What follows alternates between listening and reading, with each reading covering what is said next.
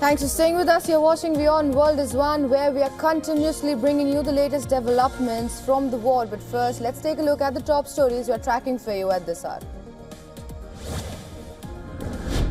Now, we're less than 100 hours into this operation, and we've already struck nearly 2,000 targets with more than 2,000 munitions. U.S. military says it struck nearly 2,000 targets in Iran, severely degrading its air defenses and destroying hundreds of missiles, launchers and drones, marking the largest regional firepower buildup in a generation.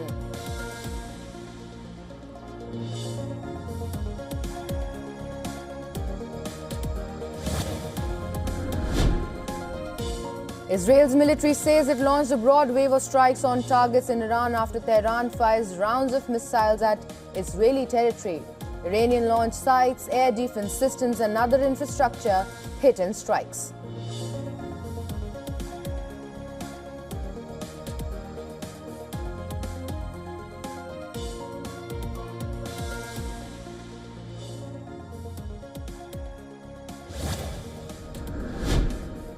Iranian drone attack strikes near a U.S. consulate in Dubai, causing fire and sending a plume of black smoke into the sky. No casualties reported, and U.S. Secretary of State Marco Rubio says all personnel are accounted for.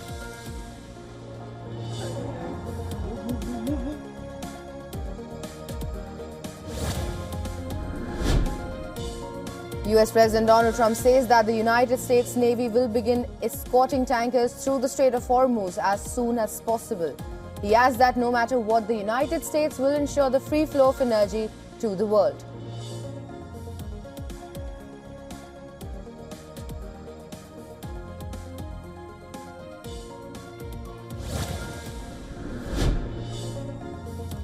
Emmanuel Macron says France is sending its aircraft carrier Charles de Gaulle and additional air defense units to Mediterranean in response to conflict in West Asia and Iranian drone attacks on RAF base in Cyprus.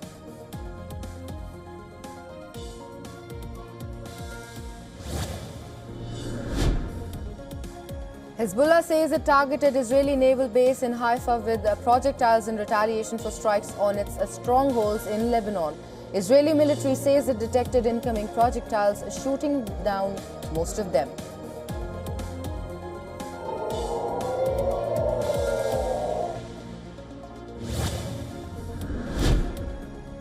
Qatar says it had dismantled 2 spy cells linked to Iran's Revolutionary Guards. Qatar says that 10 suspects were arrested, and among them 7 were spying on vital and military infrastructure in the country, and 3 were meant to carry out sabotage operations.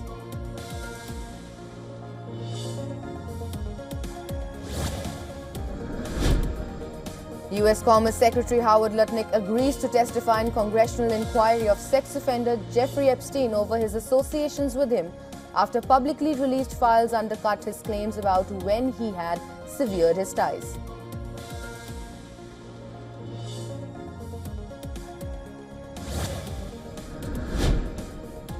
South Korea's Kospi plunged more than 7%, extending its sharpest slide in over a year and a half as regional markets sank.